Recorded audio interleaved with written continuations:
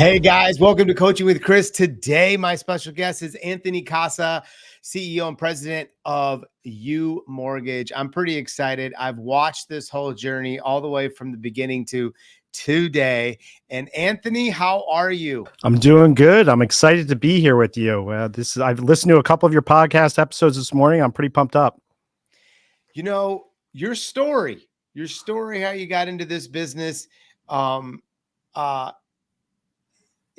it's like you had this journey all the way up to this day. Did you ever have like this goal in line that I want to own my own company? I want to be able to develop. This is what it looks like. And would it look like what you've designed today? I've had that at different phases of my life, but today, does it look like what I was hoping for it to look like? Not quite yet. I think it's much more glamorous than what it looks like today. It's a grind building a business. You know better than anybody. So I'm in that, and if I were to look back where we were 3-4 years ago when we got started versus today, I'd be really, really happy about where we're at today. I'm not necessarily happy about where we're at today being here because I want to be better, and I think we can be better. So, I've always wanted to own my own business. I've always wanted to lead an organization. So where did you grow up there in Philly, or did you get transplanted there? Like, how did you get to Philly, and kind of like give us a little bit of your background of how you grew up? Yeah, so I'm originally from New York. My family moved to South Jersey when I was super young. We were in the restaurant business. I dropped out of school when I was 13 years old. I thought I was going to be in the restaurant business for my whole life. My father had a stroke when I was 13, and at that point, I was the only one really working and that could make ends meet. So I stopped going to school to support my family. Luckily, we had a customer that came in that was a mortgage vice president of sales at a mortgage company. Great guy, Mike Shad, former first round pick in the NFL draft to the LA Rams. Long story short, he convinced me to get in the mortgage business, and I was about 17 years old. Back in 2003, it was the Wild Wild West, as we all remember. But that was really what got me in the mortgage industry. But I kind of look at everything and say, like, I've had like 4 or 5 lives in the mortgage industry, and like the 2003 to 2007 was my, learning what this business is all about and kind of the pre-crisis version of me. And since then, I've had a couple iterations as well. Yeah, I feel like we all learn. Like I got in a few years earlier, but in the end, I feel like, man, I was thinking about it. I've learned a lot.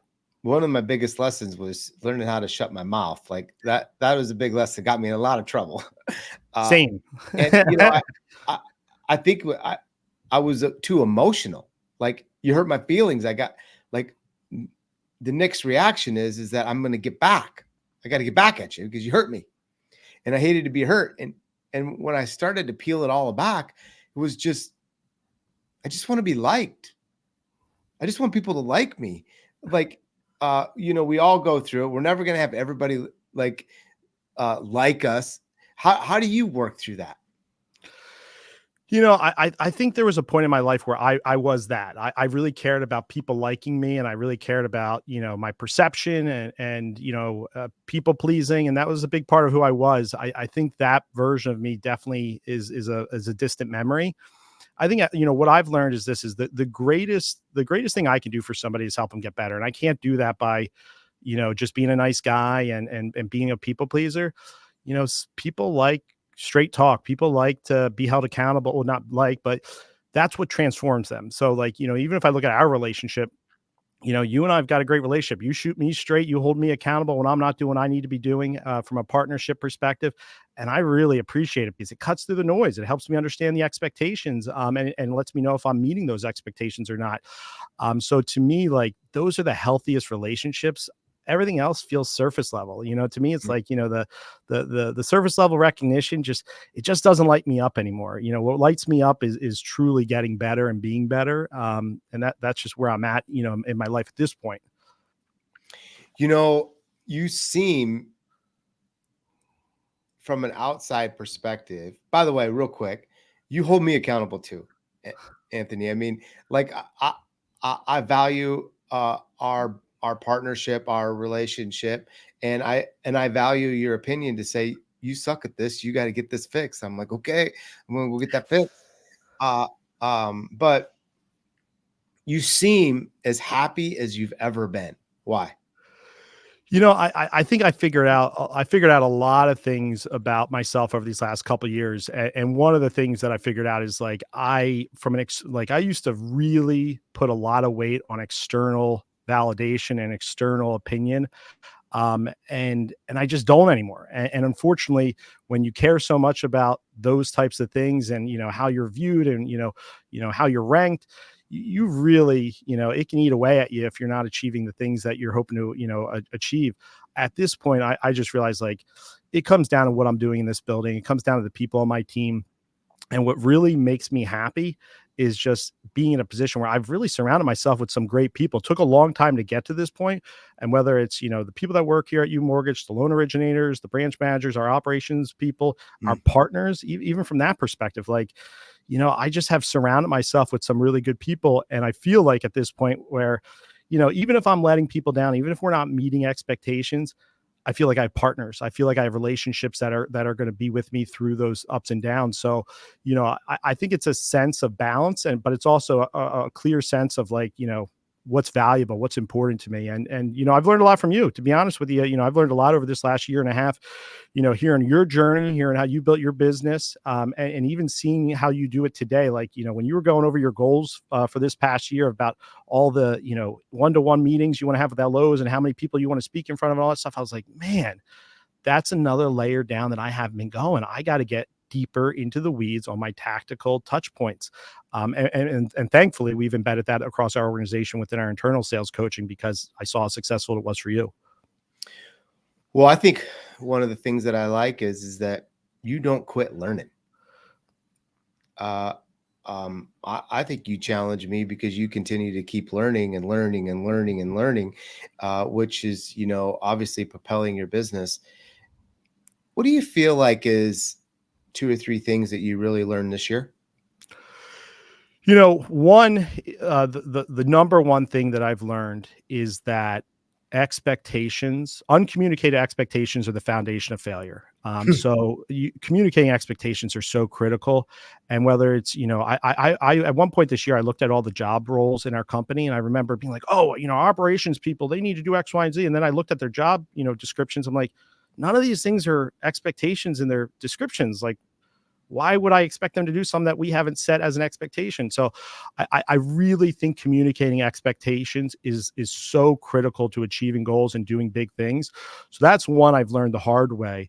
Number two, I think right person, right seat is real. I've realized that I am a very loyal person, and my loyalty has been a limitation for how much I can grow if I don't have leaders that are really capable of doing the job. If I put somebody in a seat just because of loyalty, man, I'm going to be limited to how far I can go and how far I can grow based upon, their limitations. So I do think right person, right seat is really important. Having a process for evaluation is super critical. And at the end of the day, not everybody's going to work, and it's not bad. Sometimes, like, moving on is the best thing for them. Forget about you and what you're doing. The third thing I would say is just like, man, like, I realize that there are no double standards. At the end of the day, if you have a double standard, you are going to, like, you're going to ruin your culture. You're going to ruin, anything you're doing. If you have one loan quality, if you say over here, hey, this is what I expect of a loan submission, but you guys can break that. You guys can have an exception for that. Anytime there's exceptions, anytime there's double standards, it will eventually come back to bite you. So I've had to spend a lot of time undoing bad behavior that we enabled, to make sure we eliminate those double standards. So those are 3 that really stick out to me. Yeah, I felt like I feel like very similar. Right seat on the right bus. Who you start with won't get you where you want to go sometimes, which is hard for me, as well. Same. And just, like, I feel like a lot of CEOs are so scared to hire someone more talented than them, because this, in a sense, this weird fear. But I'm like, oh, it will make you so much better when you hire someone even better than you. You're like, okay, I got to step it up. Even in LOs, man, LOs who just get ahead of you and they're just better. You're like, oh gosh, I gotta get going. I gotta get a little bit better. But today, fast forwarding today, Anthony, how many LOs do you have today? We have we're hovering around 250 LOs. So we actually, that's numbers down. Like we have, this time last year we had about 340. And that kind of goes to like one of the learning lessons we've learned in business is at the end of the day, if you don't want to have a double standard, if you want to build a program, which is, something you built that I've learned a lot from, what you've done at your company, you got to give a playbook and you got to set expectations and you got to get everybody doing the same thing. It took us a little bit to go through it, but now we're at a point where we had to, lighten the number of LOs we have. We went from 340 down to, today at 250. But man, our LOs, their production per LO is up, their sales activities are up. Like we are really starting to run a program here. But sometimes people just look at that LO headcount number and they think that's the end all be all. And at the end of the day, it's like, what are we doing this for? We got to score touchdowns. Right. Quality.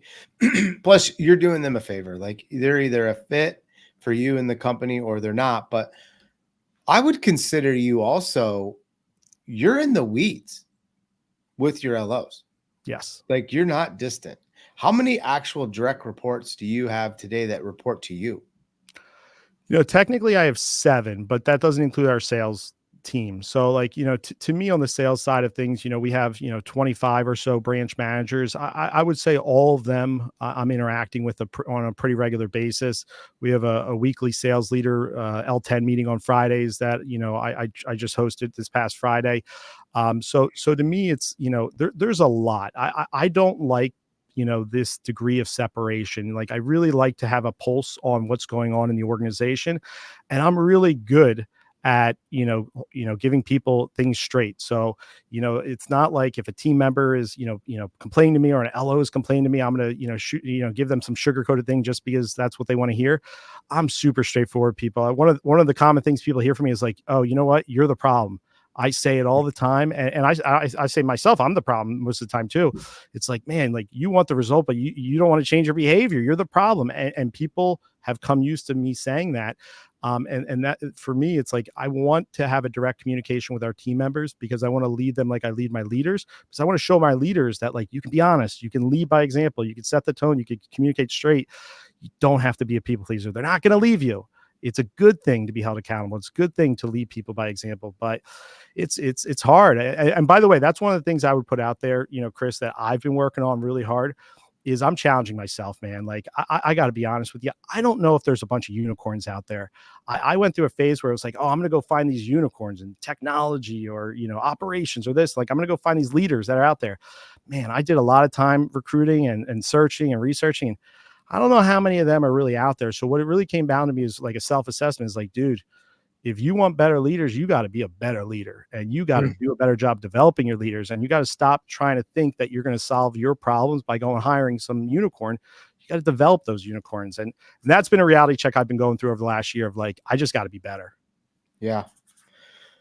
What do you think the LO needs to hear coming into this new market? I would say like, what an LO needs to hear is that there is no silver bullet. I try to emphasize this with our guys. It's not about CRM. It's not about anything other than your sales process. And your sales process is made up of your sales activities. And at the end of the day, like how consistent you are in following a sales process and how consistent you are with executing on your sales activities is everything. There's nothing else that matters. And you can have the best CRM and you can have the best leader and you could be at the best mortgage company in America. But at the end of the day, if you don't have consistency in your sales process, it doesn't matter. And that's a hard truth for a lot of people. Even for me, like I follow sales process. Every single day I'm recruiting. That's my job is recruit and retain. So I consider all my activities, either I'm doing a retention activity. Last time I went to the Eagles game with a bunch of our guys, that's a retention activity. That was a retention event. Today I'm hosting some people that we're recruiting, that's a different kind of activity, but I'm doing those things every single day. It's part of my job and I don't run from it. I look at the numbers and I see like, are you converting well? Are you spending your time effectively? So I would just put out to the salespeople out there is like, it is blocking and tackling. And you just have to understand, like, it's not going to change. And if it does change, it probably means we're all going to be out of a job. So like, the better you are at those things and the more you're realistic about it, the better. And again, this kind of goes, Chris, like you've brought a lot of visibility to me at things that you've done and you've built into your business when it comes to sales process that has helped me bring that to our company and to our culture. You've done a really good job of going first and reaching out to great mentors in our industry, even if they're on what you would consider other side of the fence, like retail or this or that. Like, what was I guess the first question is like, what got you to do it? Because many won't, by the way. And two is that what have you learned what would be some of the great takeaways that these mentors that you've reached out to have taught you? Yeah. So, I think first the why is like, lions look at lions. Like that's just the way it works. Lions want to run with lions, and either you are one or you're not. And I've been fortunate to develop relationships with a bunch of lions, a bunch of real animals, and different people. Like you said, some of the top servicers, some of the top retail lenders, and some of the top wholesale lenders, and even to be honest with you, even vendors like that have taught me a lot. But at the end of the day, it's understanding like the people that are great. We know they're lions. We know they're great for a reason. We've seen their track record. We've seen what they do, and we've seen their, what they bring to the market. So I do want to bridge that gap, and I do want to learn from them if I can.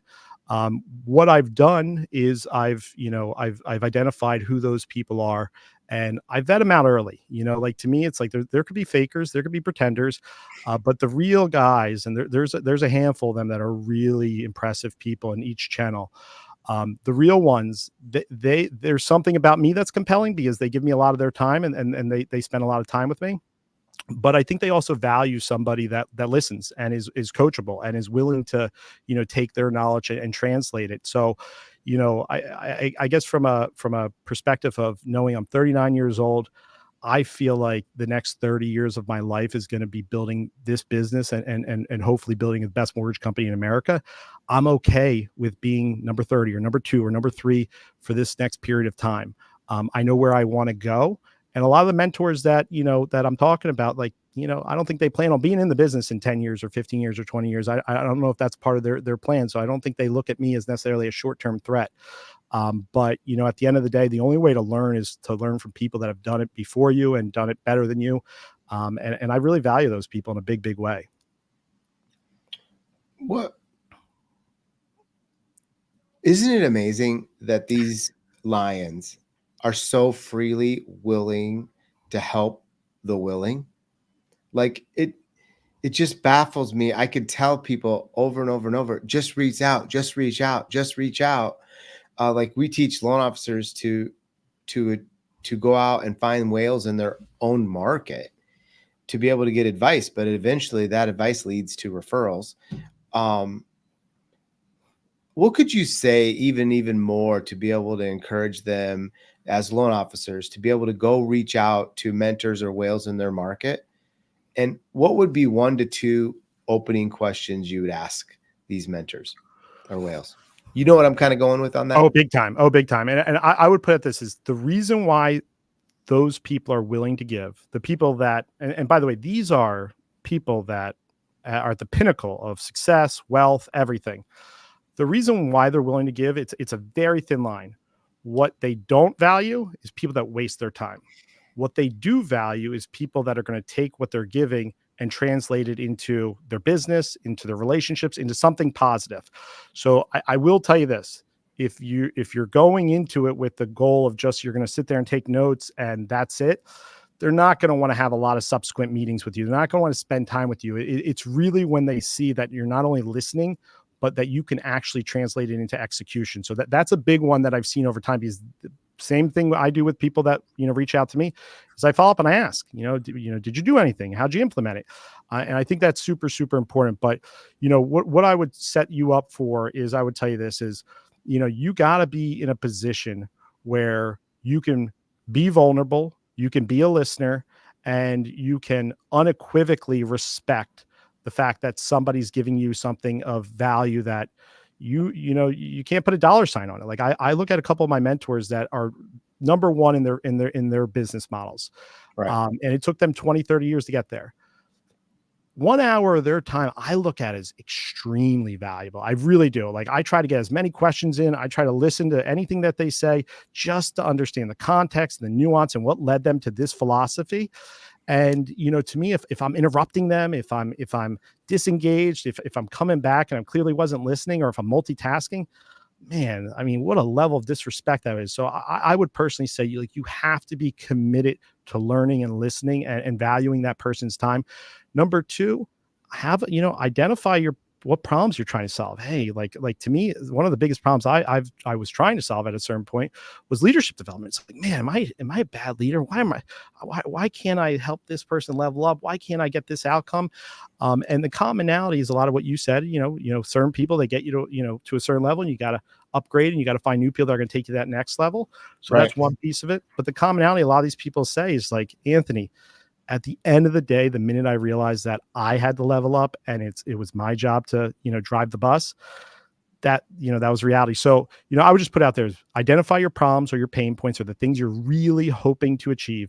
They should not be transactional. Like, we're talking philosophy, we're talking about approach, we're talking about things that have been developed over the course of a career, not like, hey, how are you doing your introduction email, or this specific sales activity or something. Like, it's got to be of substance. But if you find those people, I think what you'll find over time is you'll build a stronger relationship with somebody like that. If you do those things, and it's worked for me very well. And sometimes I get mad at myself because I'm like, man, I can't recruit from that company because I'm so close with the CEO, and like they've got all the LOs, and I wish I could recruit. And I'm talking people into staying at that company. So it's good and it's bad at the same time. Yeah. You're really good at implementing. Like, I feel like you get an idea, you get this idea from a mentor, you get this idea from over here, you get this idea from a vendor, and then you go put it into action. Like, how'd you teach yourself to be so quick at implementing? And like, what's your thought process, and how does it kind of work when you get an idea, so that you could maybe help the audience that's listening today? Like, I feel like loan officers don't implement quick enough, and you're good at implementing. What advice would you give on that subject?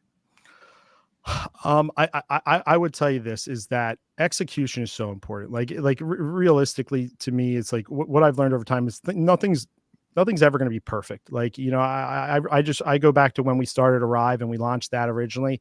Man, like, I took such a beating when we launched that, because we sold a vision and we talked about what it was going to be. Back in 2018, we were talking about what it was going to be today, 6 years later.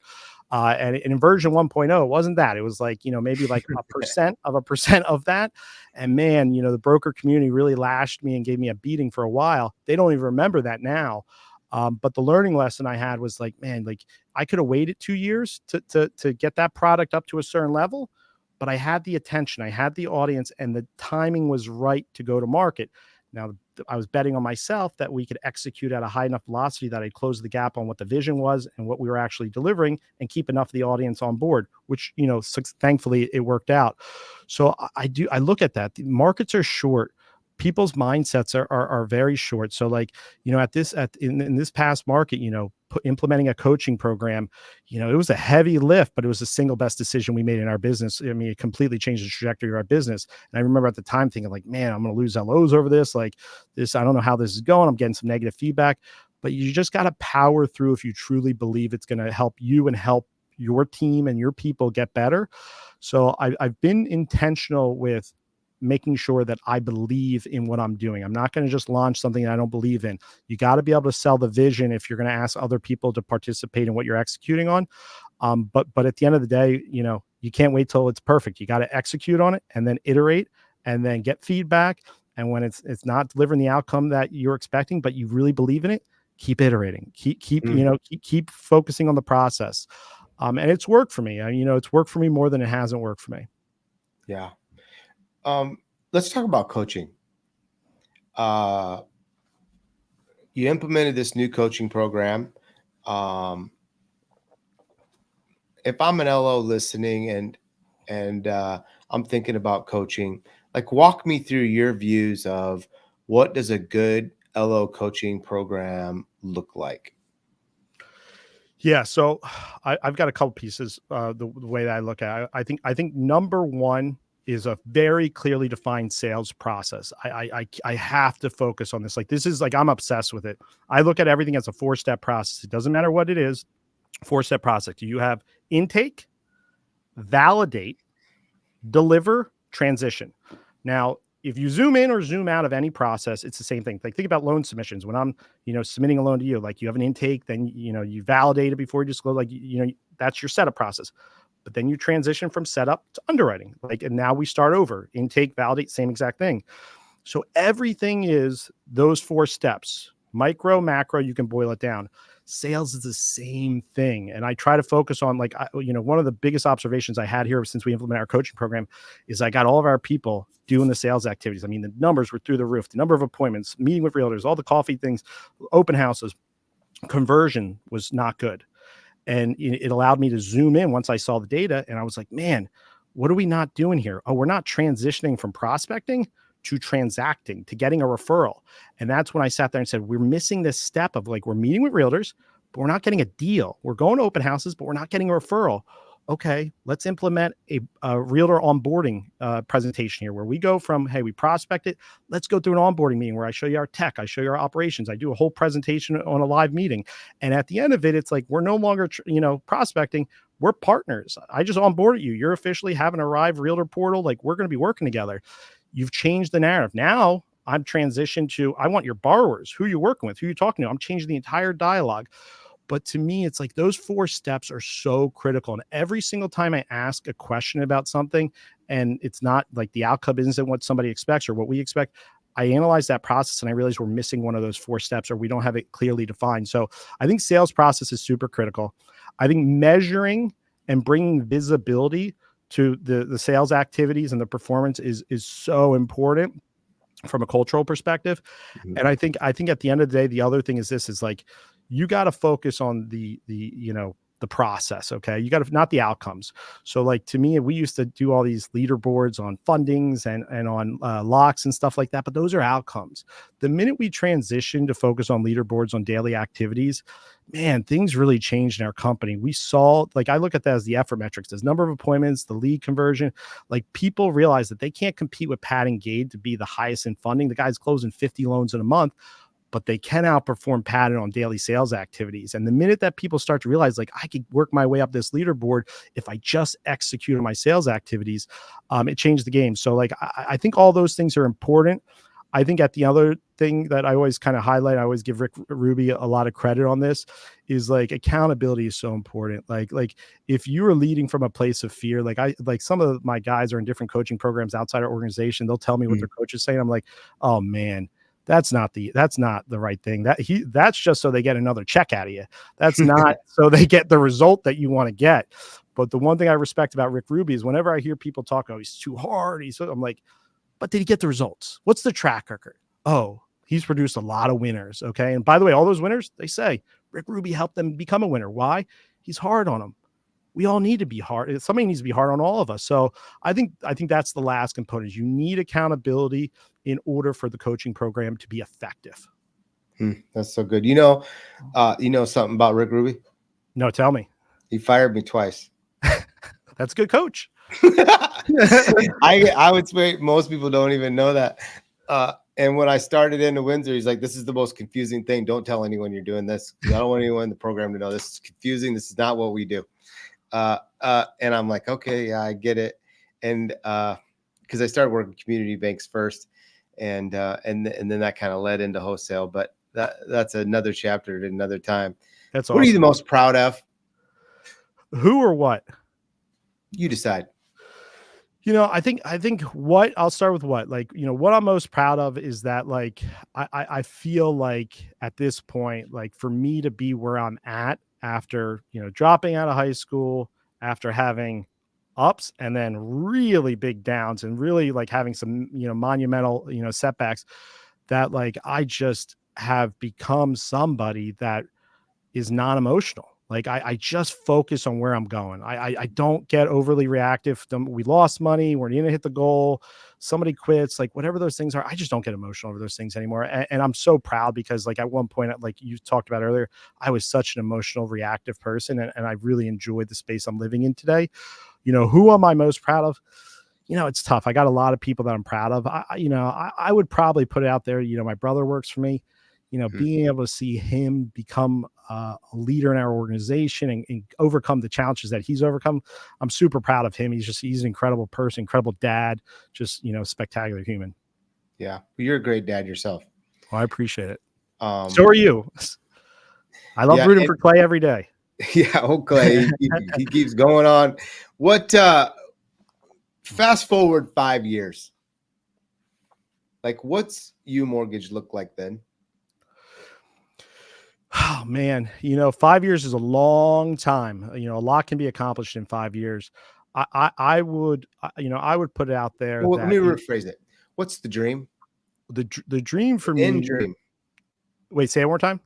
What's the dream like? What to look like? What does UMortgage look like in 5 years? If it was a dream and we woke up 5 years from today, what would it look like?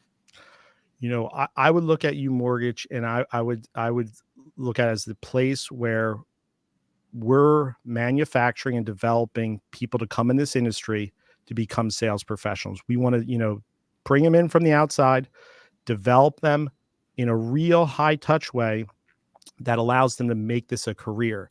I think the fail rate and the barrier to entry in this industry is really big. I think even going past that, there's not a lot of effective leadership.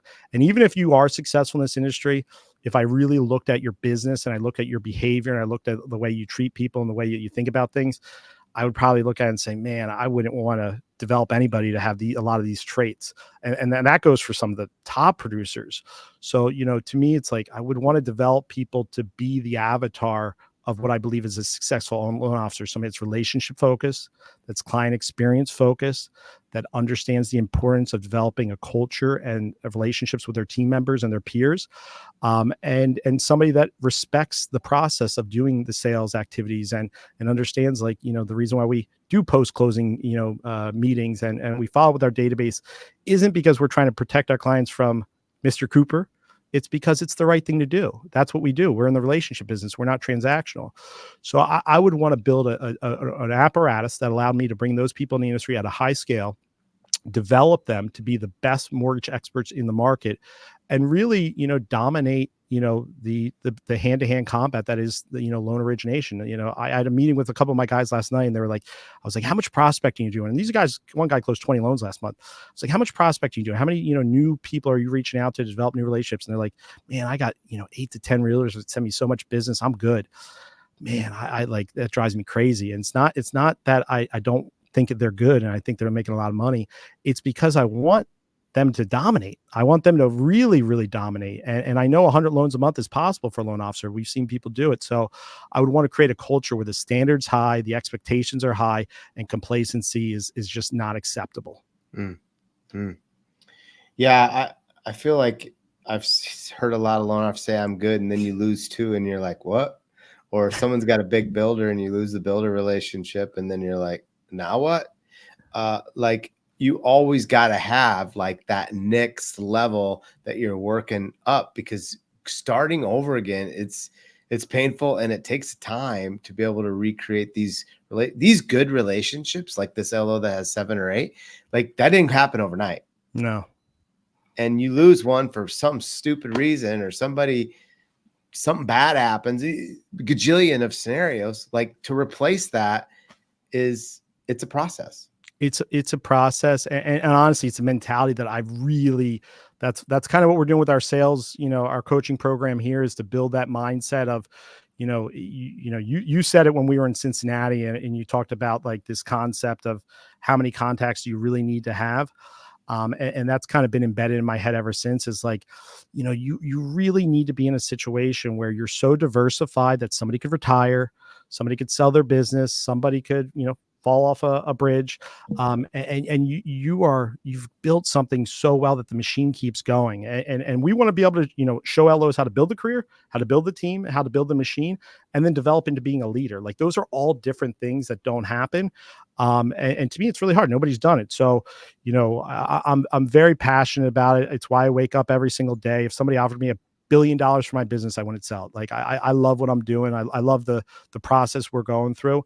And I also think there's a lot of great industry knowledge that's getting to a point in their career where they've made a lot of money, that they want to coach, they want to develop others, they want to kind of pour back into the industry.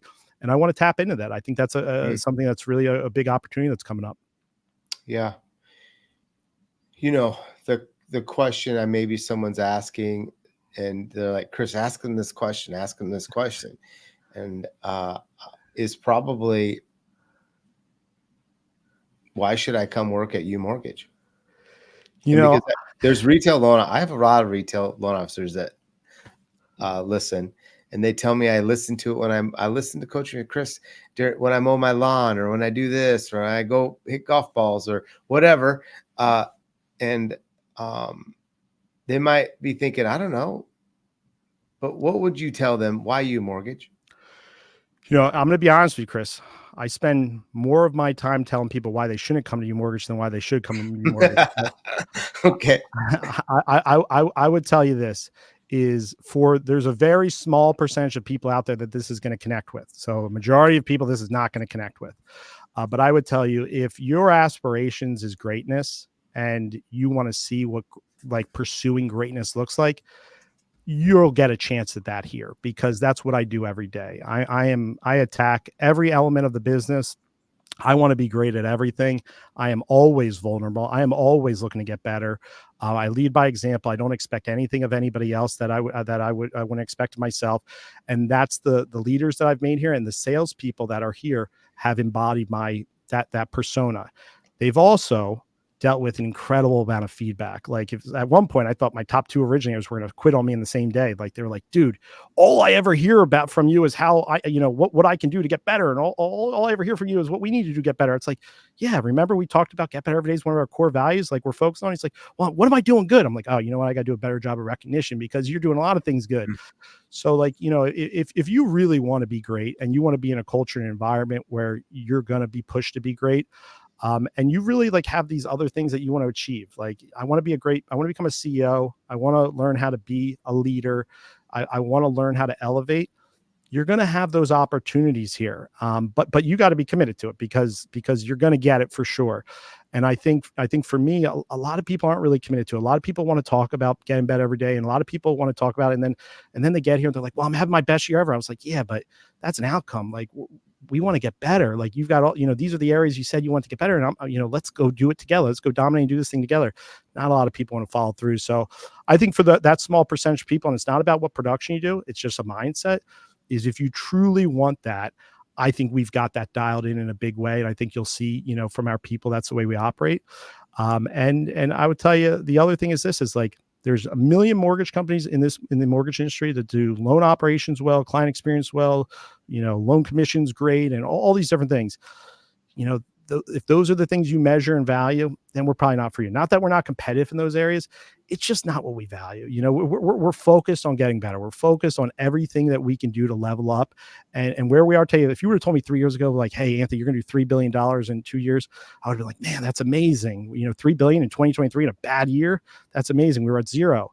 To me right now, it's like, I'm not amazed at all. Like, it's not about the volume. It's about the client experience. It's about the system. It's about the leadership development. It's all about all these other things. So, that I probably talked some people out of why they would evaluate us, but that's why we're going to be where we're going to be in 5 years. Like we're not settling. Yeah. Yeah. I think, Matt talked to Aim Fuse the other day, and I know he's my competitor, and, but I do appreciate a lot that he has done. And he said, I'm the worst I'll be. It's true. Tomorrow I'll be better. And I think you're saying the same thing. And I believe him as well. And I try to live by that same piece. You wear a suit a lot, maybe more than me. And I get teased a lot. Why? To me, it's my uniform. You know, at the end of the day, my dad taught it to me super young. And, you know, I literally I've come in on a Friday casual and work for 2 hours and then go home and change it back into a suit because No way. I can't work. I honestly, I can't focus. There's something about it where I really take on a different persona. When I'm not wearing a suit, I'm way more relaxed. I'm way more, you know, jovial, less focused. You know, I'm way more likely to leave work early or take a long lunch or do something like that. When I put this on, it's just one of those things where it's just I'm focused, I'm dialed in, I know I'm working, and you know, there's no distractions that can get in my way. So it's just a mindset thing more than anything. It's not that I like it. Favorite brand of suit? This is going to be a tough one. He's not very humble, but Brioni is my favorite brand of suits. It's Okay. All the only right. thing I wear. You have That's good probably my taste. biggest splurge item. Okay. Because I mean, like, if I got this right, you own a car. I just got a car. I didn't have a car for 2 years. You didn't have a car for 2 years. You just got a car. What'd you get? Geez, these are really personal questions, Chris. Well, you don't have to tell me. I got a Mercedes. I got a G-Wagon. Oh, well, I think that's cool. You It's deserve a it, it, G-Wagon. it's a great car. You know, the funny thing is, like, I walk to work every single day for the first two and a half years we built the business. I lived down the block. You know, it was great. All of a sudden, I'm, you know, driving a car. I put on 20 pounds because I'm not walking every day. It happened like that. It's funny. I mean, but, that's all yeah, I got to do is sell my truck, and then that's I it. can. I'll walk to work. But I live further than 2 blocks, so maybe I wouldn't make it. You'd be surprised. Favorite restaurant? Favorite restaurant, I will say Stephen Cookies in Margate. If you ever come to New Jersey, you ever come to Philly, I'd love to take you know, you there specifically, and maybe we'll take some other people. But it is by far and away the best restaurant I've ever been to. Not even close. You got hobbies? You know, at this point, I really don't. Like, I would say I've just learned how to, like, actually enjoy time off for the first time in my life. When I was previously married, I got divorced, and my ex-wife would always be like, "Dude, we go to the beach, we go on a vacation. Like, you last 20 minutes on the beach. Like, you can't shut it down." And I'm just, you know, I'm just learning how to shut it down when I'm not working. So I don't have a lot of hobbies. I do really, really enjoy, you know, being around the people that I built relationships with. You know, Jimmy Hobson's here today. Todd Bitter's a Mhm. close friend. Like, I've just learned, like, you know, these are working relationships that have become my real relationships. And I really try to spend a lot of my non-work time with the people that you know, that I have those relationships with. You and Mhm. I've got to spend some time together. I got to meet your wife, Shalise, Mhm. and we had a nice bottle of wine when we were out in Arizona. Still probably the best wine I've ever had. You know, I that is a splurge item for me for sure. I have funny stories where I've gotten myself in trouble, but you know, I think you said something that I have really worked on and maybe even struggled with for a long time, which was finding joy. I get excited about something and then it comes and then I just rob it of my joy because I'm on to the next. Like my brain thinks next, next, next. And are you going through that same thing or are you I'm getting better at it. I can say I'm getting better, but where are you on that? I I have the same issue. I've always had the same issue. The difference is my horizon for where I want to be has changed. I used to just be so focused on, like, and it's worked for me. I just have always felt like I can move the needle in a year. Like, I really just truly believe I was like, whatever somebody said I could do in 5 years, I was like, I think I could do this in a year. And if I really obsess over and work around the clock, I can do it. And for periods of time, it really has worked for me. But I've got into a mindset of understanding this is a long game, and you got to separate the things that are urgent, and you got to separate the things that are important. And at the end of the day, the important things take time, and then you have to iterate. So I don't lose my mind over those things anymore, which has been helpful. But at the same time, I would say, like, if you were to survey our leaders here, they'd probably say he's still pretty crazy. You're a Bruce Springsteen fan. How'd that come about? You know, I never was somebody that was super into music at all. And I saw, so one of my friends took us to a Bruce Springsteen concert, probably, you know, going on 8 years ago. And I was just remember thinking, like, this guy's 66 years old. He played for 4.5 hours, no breaks. And I just thought he was a machine. I was so mesmerized by the performance and his just like no relentless approach that I just became a raving fan of his ever since. I've been to a ton of concerts. I just went a couple weeks ago. Oh, And I really respect him. you're going to take a vacation. This is my last question for you. I'll get you off the hook. You're going to take a vacation for 5 days. Where would you go?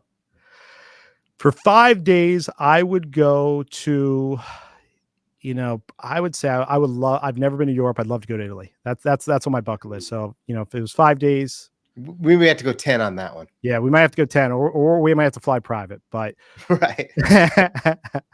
what about you? What about you? What's your number one spot? My wife loves to travel, and I am learning how to travel. And she wants to go abroad as well. I've been to Paris, but we haven't been to Italy. She really wants to go to Italy, and I want her to go to Italy, but she wants us to go to Italy together. And so Italy is on, Greece is on there. I think she'd have this long list, and I'd be like, yeah, we'll do it. But I haven't done it, and so I owe her. I got to commit to these dates for her to be able to do that, because she loves it. Like, there's things that we like to do together: watch football, we love cars, we love dinners, we love wine, but she loves travel, and I got to get better at that. Anthony, thank you so much for coming on Coaching with Chris. Look, if they want to reach out to you, I'm pretty sure you're easy to find on any social. If you had questions, by the way, Anthony is a good mentor himself. Maybe you're a broker owner, you got some questions on it, you'd love to help them. Yes? Absolutely. We please reach out, and we've got a lot of a lot of leaders here that are truly, they would be top broker owners anywhere else. So I'd love to help. And I just want to say one more thing, Chris. In this industry, you learn a lot about people. And to me, I've had a lot of surface level people come in my life. I have a lot of people that wanted things from me that have come into my life. And I could tell you, like, out of all the people I've met in the last 3 years specifically, I don't know if there's anybody that I value more than you. You have, and this is truthful. You are a man of your word. You give without the expectation of anything in return. You live the values, and everything you say you're going to do, you're going to do.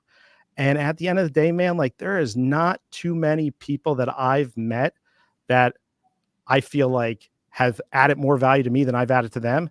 And I'm indebted to you. So I just want you to know, like, I won't get into all the details, but I just want to let you know, you're an incredible business leader. I have a tremendous amount of respect for you.